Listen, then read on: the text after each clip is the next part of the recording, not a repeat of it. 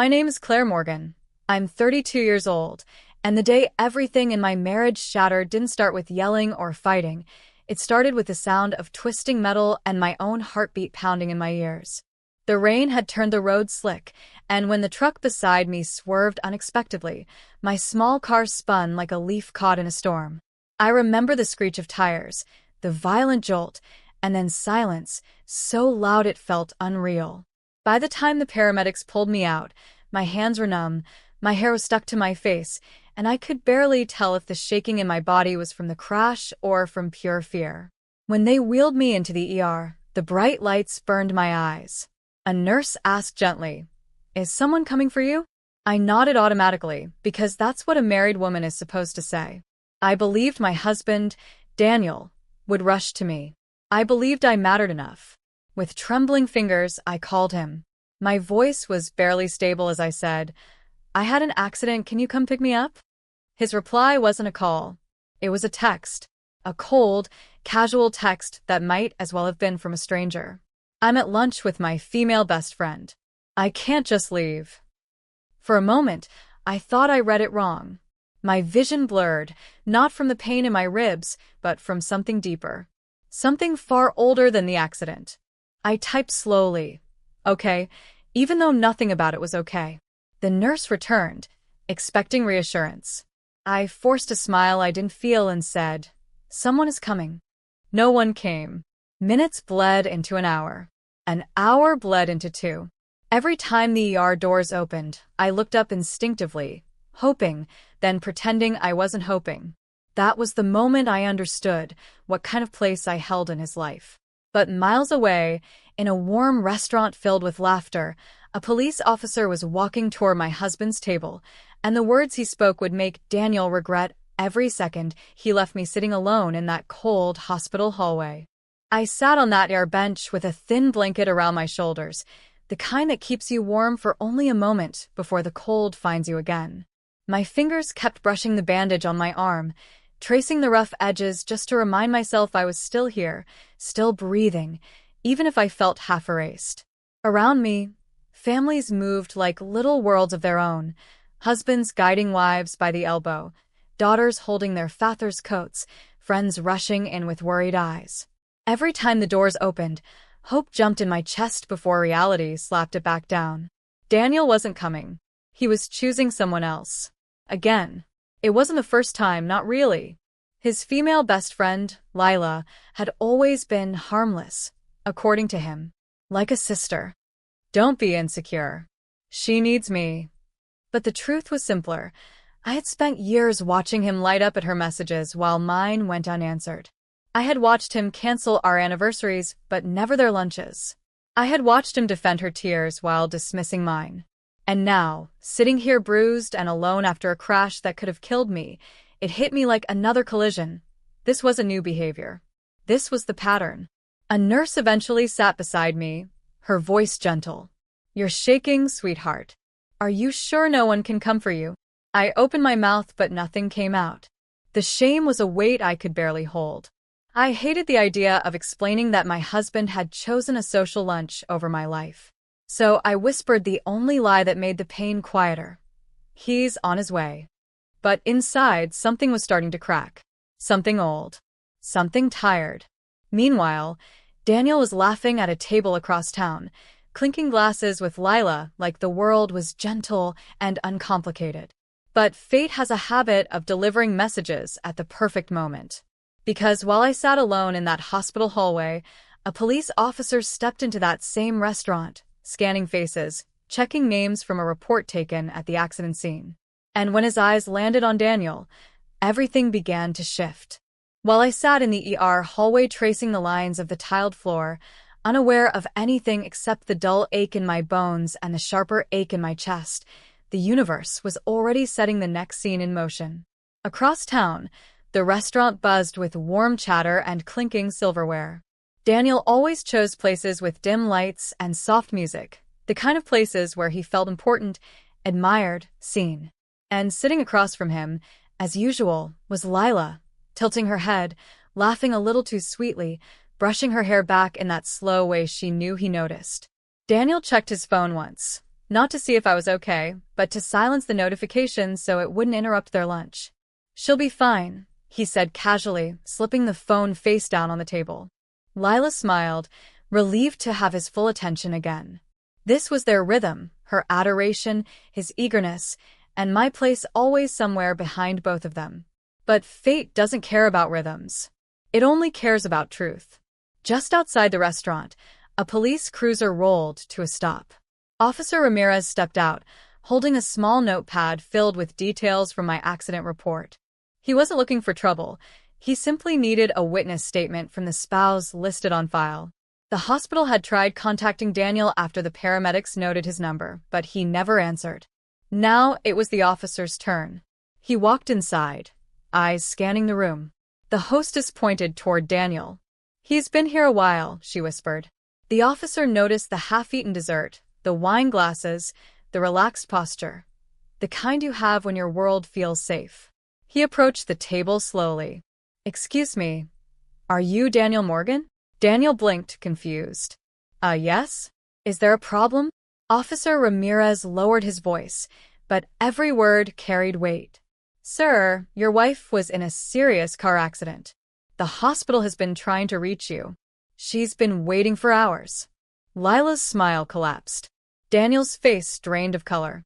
And for the first time in years, he realized something he had never once considered. I had finally stopped waiting for him. But now the world had stopped waiting for his excuses. Back in the ER, I sat with my hands clasped so tightly that the bandages crinkled. I didn't know what was happening at that restaurant. All I knew was the hollow feeling in my chest, a quiet certainty settling like dust. This was the last time I would ever wait for Daniel to choose me.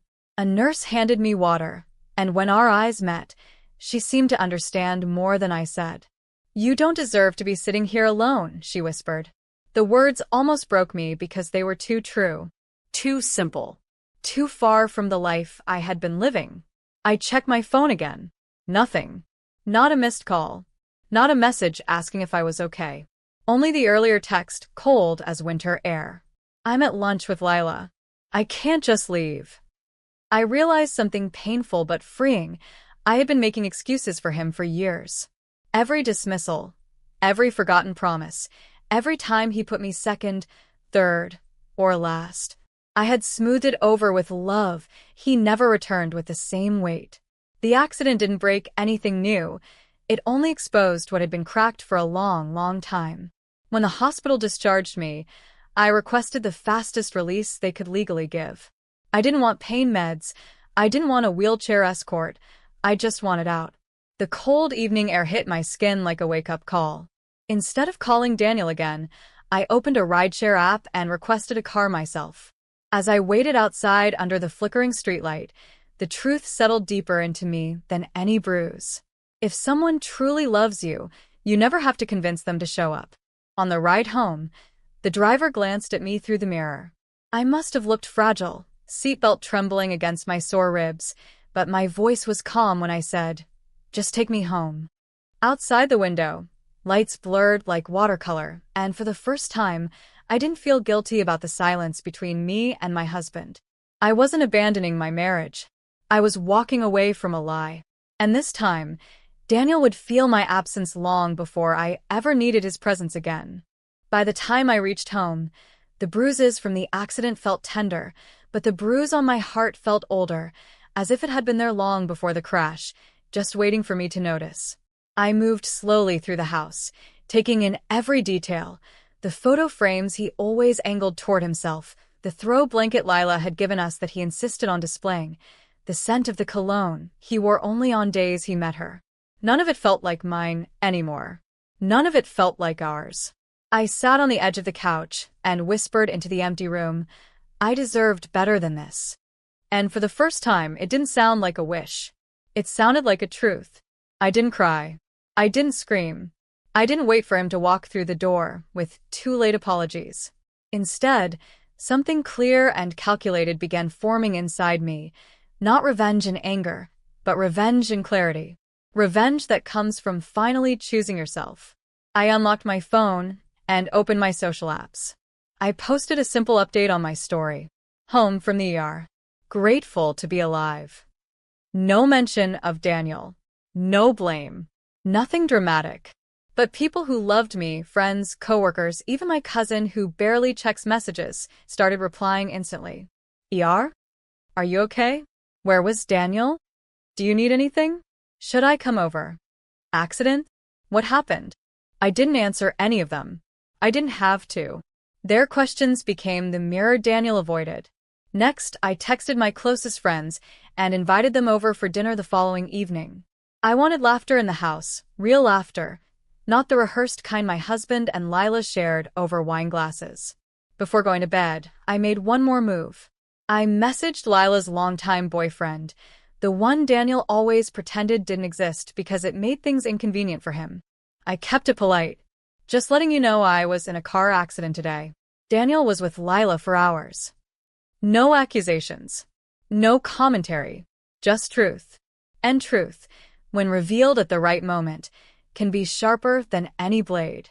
My revenge had begun, quietly, cleanly, and with the one thing Daniel never expected from me: strength. The next morning, I woke up with soreness rippling through every muscle, but for the first time in years, my mind felt steady. I moved slowly, making coffee, touching the counters, studying the quiet of my home. It's strange how silence hurts when you're waiting for someone, and how peaceful it becomes when you finally stop. I showered, dressed gently to avoid the bruises, and prepared myself for the day ahead. Because today, I wasn't going to stay silent anymore. Daniel and I ran a small family business together, something I built with my own hands, and something he liked to claim credit for. And I knew exactly where he'd be at 9 a.m., the staff meeting. So I walked in, chin lifted, bruises lightly concealed, but strength radiating through every step. The team murmured the moment they saw me. I never missed a meeting unless something serious happened. Daniel's face went pale. He hadn't expected me there. He certainly hadn't expected me standing. "Claire," he said, rushing forward, voice low. "I was going to come home. I swear." I lifted a hand. "Let's start the meeting." People sat. Daniel hovered beside me, uneasy. He was waiting for me to cover for him, to protect him like I always did. But that version of me had died in the ER waiting chair. I started the meeting with one simple sentence. Family is defined by who shows up in your hardest moments. Silence fell like a stone. I didn't accuse him. I didn't raise my voice. I didn't mention the accident or the hours of abandonment. I didn't need to. The truth was already spreading through whispers from my friends online, through questions people had asked him when he came home late, through the worried texts he ignored for hours. Then the door opened. Lila walked in, carrying paperwork for Daniel, but when she saw me, she froze. Her guilt showed before her words did. She dropped her gaze, cheeks flushing bright red. The staff looked between her and Daniel, confusion shifting to realization. Reputations don't break loudly. They crack quietly, under the weight of truth that can no longer be hidden. And Daniel's carefully polished image had just begun to crumble. That evening, Daniel came home with flowers in shaking hands, the kind he only bought when he wanted forgiveness, without accountability. His voice trembled as he said my name, like he finally understood that something inside me had shifted in a way he couldn't undo. I watched him stand there, confused, afraid, trying to guess which version of me he'd come home to. But the truth was simple. There was no version of me left that would carry him anymore. "I'm sorry," he began, stepping closer. "I should have answered. I should have come. You chose," I said softly, cutting through his excuses. "And now I'm choosing too." He blinked rapidly, like he didn't recognize the woman in front of him. "Claire, I'll make it right. We can fix this. Please." His voice cracked at the end, but guilt is not love. Panic is not devotion. And flowers can't erase the sight of my own reflection in that ER window, small, alone, forgotten. I needed you when my car was crushed. I needed you when I couldn't stand without pain. And you were laughing over wine with another woman. My words weren't loud. They didn't need to be. Truth doesn't require volume. He reached for me, but I stepped back. For the first time in years, he looked truly frightened, Not of losing me, but of losing the person who made his life easy. He tried again. Tell me what to do. You don't get to fix this, I said. You don't get to rewrite what happened. You abandoned me, Daniel. And now you're facing what you built. His shoulders collapsed. The silence stretched, thick with the understanding that I wasn't bluffing. I wasn't dramatic. I wasn't punishing him. I was done. I grabbed my coat and keys. I'm going out, I said. Where? He whispered. To people who actually show up. I walked out without looking back. The night air felt cold but honest. I got into my car and drove toward a place where laughter waited for me, a place where my friends were gathered, ready to celebrate the strength they always knew I had. Daniel had chased comfort. I was choosing freedom. A few months later, I found myself standing in the same place where everything had started, beneath the soft glow of the garage lights at our business, sorting through old invoices and photographs. But this time, I wasn't shaking, bruised, or waiting for someone to choose me. I was steady, certain, whole. My life didn't snap apart after the accident. It quietly reassembled itself into something stronger, something mine. Daniel still tried now and then. A message asking if we could talk. A letter left on the counter. Flowers on random Tuesdays. But every attempt felt like a stranger trying to undo a story he never took the time to read. I didn't respond with anger. I didn't respond with hope. I simply didn't respond, because peace speaks louder than explanations. At the business, the staff began naturally turning to me with questions, decisions, ideas. Not because Daniel had stepped back, but because I had stepped forward. People trust those who show up. And I had shown up for them long before I learned to show up for myself. Meanwhile, Lila's situation changed too. Her longtime boyfriend confronted her with the message I'd sent. Lies unraveled, trust dissolved, and suddenly the lunches didn't look so innocent. She stopped coming to the meetings entirely. Her smile faded from the edges of our lives. Daniel had lost the illusion of loyalty he'd clung to for years, and he had no one left to blame for it but himself. One afternoon, as I stood outside watching the sun dip behind the building, Officer Ramirez passed by. He recognized me instantly and paused. "You look better," he said quietly. "Stronger." "I am," I replied. He nodded with a small smile, the kind given when someone has witnessed your lowest moment and now sees you standing taller. That evening, I drove home alone, windows down, cold air filling the car. No bruises. No waiting. No silence that hurt. Just peace sliding into the empty spaces where pain used to live. And as I stepped into my quiet house, I whispered one final truth into the soft light of my new life. Sometimes the real revenge isn't destroying someone.